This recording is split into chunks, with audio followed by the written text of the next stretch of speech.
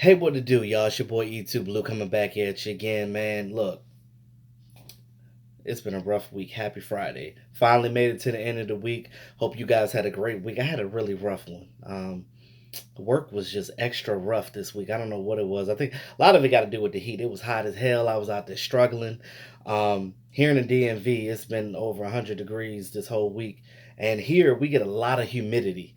And it's very thick and it's heavy and it definitely weighs on you and it wears you out. It really does. But I hope everybody is cool on y'all end. Look, y'all, training camp starts next week, y'all. I hope you guys are excited and ready for it. I'm gonna say this every video until next week. And I hope you guys are enjoying my series, taking a look at. I kind of wanted you to feel what I was feeling, kind of looking at these guys going to training camp, whether they're undrafted, whether they're draft picks, whether they're guys that we picked up in free agency from other teams. Now, today I'm going to talk about a guy that was a free agent from another team. Actually, surprised that the Texans got rid of him. But I'll speak more about that. He's definitely my pet cat for this year. If you go back and look at my video earlier in the offseason when the Cowboys first picked him up in free agency, I did a video on him then. So this is kind of like more of what I've had before.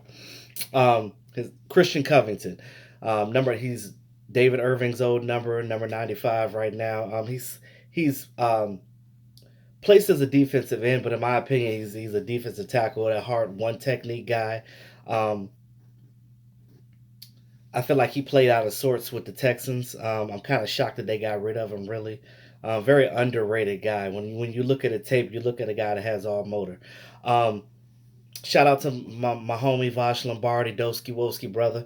Um, he did a film study on Christian Covington. When you look at a guy like that, I mean, just all motor, a guy that's going to try hard and he's going to get to the quarterback, and he could have two guys blocking him. He's still going to get through, and I mean these other players are going to benefit him from him, and I'm gonna definitely explain that in a minute. So you guys see, I got Tony Dorsett in the back. That's the painting that I got signed at the CSA show on Sunday that I did the video. Go back and check that out. That's the painting, the handmade painting. Uh, Little past history on Christian Covington. He was raised up in Vancouver, Canada. He played for Rice University, and he spent his first 4 years in the league with the Houston Texans, '05 to 2018. The Cowboys picked him up in free agency. Again, I'm shocked that they let him go because you look at the tape and what he does flies off the board. It just hits you right in the mouth. Um, he's currently on a 1 year deal with the Dallas Cowboys, kind of like one of those proof of deals. Him and Robert Quinn as well, and I guess you could say Randall Cobb too. They could re-sign these guys later because all three of those guys I like. I really do. Those were off-season acquisitions. All three of them, I love them. When it happened, I was like, get them, get them. When Randall Cobb came to visit, I was like, don't let him leave the building. When Quinn came in there, I was like, don't let him leave the building. But yeah, y'all know I'm a damn fool. But anyway, um, so he leaves the Texans with 50 games under his belt, nine of those starting. He has 65 tackles, 7.5 sacks, and a forced fumble. Now you look at those stats and you're like, oh, that's kind of average, but when you look at how the Texans played him, you would probably understand a little bit more of what happened there. Now, I'm gonna get into that in a second. Fun fact about him, like I said, he grew up in Canada watching the Cowboys.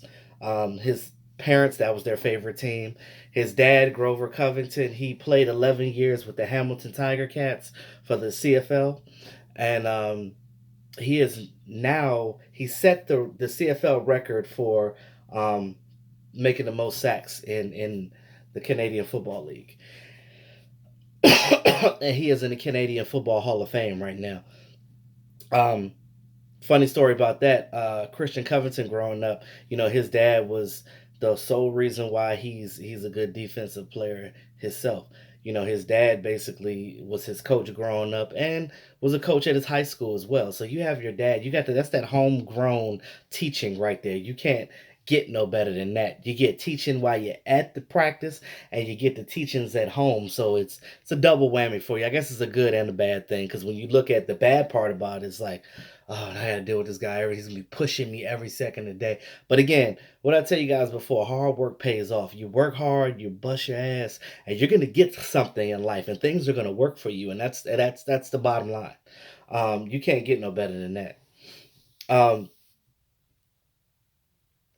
when I say that he was underrated, now the Texans definitely played him out of position, and I think that's another reason why they were okay with letting him go. But again, when you look at his Texans tape, and you look at what he did, and getting the push off the line, and getting the push off those blocks, and getting those linemen out of the offensive linemen out of the way so he could get to the quarterback and just be disruptive. I mean, he was always disruptive. He was always near the ball. He knew where the ball was. That's kind of a thing that is hard to teach.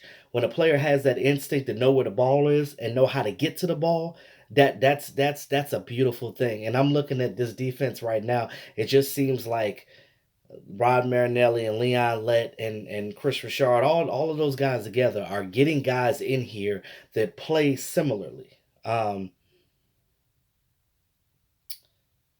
I can't really name anybody on the defense that doesn't really fit the mold. I mean, we haven't seen much from Taco, and we haven't seen much from Dorrance Armstrong, but a lot of that is not his his choices. A lot of it was just because DeMarcus Lawrence didn't really get off the field like that, and they play on his side. But we'll see what happens this training camp and preseason, how they play these guys. But when you look at Christian Covington, he was playing defensive end for the Texans. I'm sorry, y'all. I'm all over the place.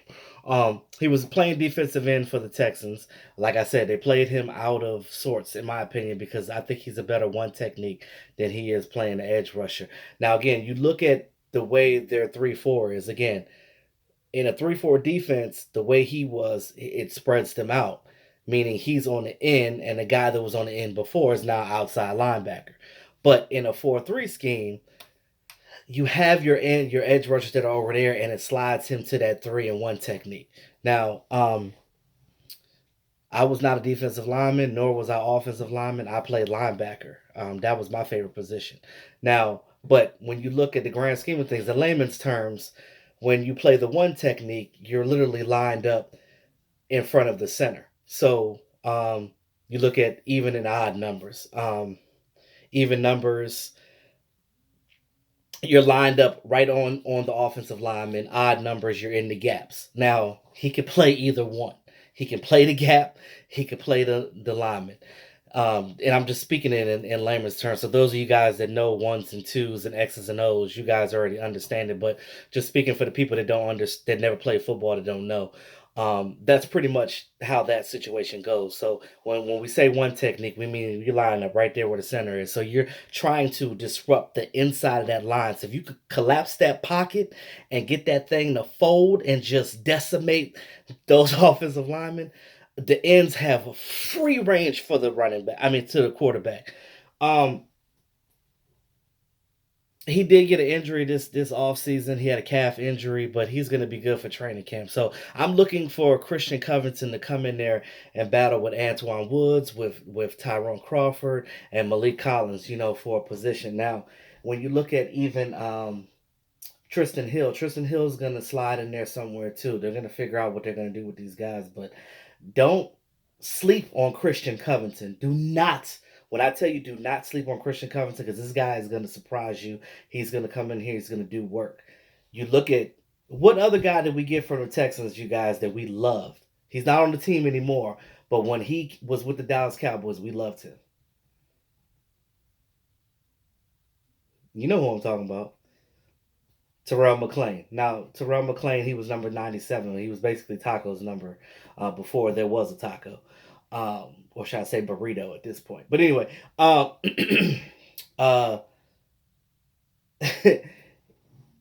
I hated when he ended up going to the Falcons, but I wanted Terrell McClain to come back to the Cowboys, and he almost did. But the Falcons was like, "Nah, we're gonna go ahead and re-sign you, and for a little bit more money, what the Cowboys are willing to give you." But whatever. We had originally got him from the Texans, and he played very well in the Cowboys 4-3 scheme. And I feel like a lot of those underrated guys that the Texans had, because the Texans had some great linemen, and the Cowboys coaching and I would say scouting department does a great job, and with the help of our vice president of player personnel. Um, these guys they know what to look for. They know how to get these guys. And I just look at that and I'm like, that player acquisition is important. You got to get the right guys on your team, and they're definitely getting the right guys. You look at Marinelli, you look at Leon Lett, you look at Chris Richard. They are getting these guys together because this is what they want. You notice right now that these guys are kind of playing similarly. They're getting guys that play the same, these high motor guys, these guys that are going to fight off blocks. And again, somebody is going to get left out. Is it Taco? Is it Dorrance Armstrong? Who knows? But we'll see what happens this with this team. Now, what I wanted to say about Christian Covington before I end this real quick, um, I already said that where he plays the best is at that one technique. Now, Cowboys would be stupid to play him in any other position on that defensive line. You put him at that one technique right there in the middle, or as Mark like to call it, the nose. You put him right there. What's going to happen is DeMarcus Lawrence and Robert Quinn, they are going to benefit heavily from that. Why do you ask that? Why, E2? Why? You want to know why? Because, quite frankly, go look at his tape. Now, you look at a guy, like I said, that has a high motor. He's going to come in there. He's going to take on those blocks. He's going to collapse that inside. And the quarterback's not going to have anywhere to go. Quarterback's going to run out of the pocket, and he's going to run right into those ends. And those ends are going to eat all day long. Perfect example with the Texans. J.J. Watt and Jadeveon Clowney's numbers went up tremendously when Covington was in the middle because, again, he was there eating up the blocks and he was there doing the dirty work. That's why he only had 7.5 sacks in 4 seasons, of course. But even that type of production out of your defensive tackle, even if he wasn't the one that made the actual play, he was around the ball. He's always around the ball. He has a nose for the ball. When you got a guy that has a nose for the ball, you got a guy that has a no quit high motor mentality. You got a guy that's always going to be there and not going to give up or take off any plays. That's who you want as your one technique. Those are the guys that are going to go out there. It's the lunch pail position. It's the hard position. It's the position that nobody wants to play because it's not glamorous because your stats don't really show what you're actually doing. That's why a lot of people kept saying, oh, Tyrone Crawford this, Tyrone Crawford that. I don't see the numbers on him. Well, again, when you're playing one technique or the 3 technique, like Crawford was playing the 3 technique, you don't. What you're missing is the fact that they're doing that hard work on the inside. Go back and watch the tape and just watch the middle of that line. Don't look at DeMarcus Lawrence or whoever else is on the end. You look at what was in the middle. Now, with this year, with the addition of Quinn, you got Law, you got Quinn, you got Covington in there, you got Malik Collins. You get these guys in here, especially when you rotate them in and out. There's not much of a drop off there. So I look at it like this: it's nothing but a positive right now, and I'm looking at what they can do and potentially what this defense can do. Oh, they're gonna wreak damn havoc, and they're gonna go from 8th defense probably to 2nd or 1st, in my opinion, because I don't know who would be better at this point. I know the Rams have a really good front, but we'll see what happens.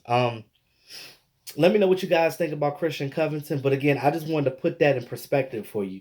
You look at where he's going to play in that one technique position, right there on the center, getting him in there and getting some push.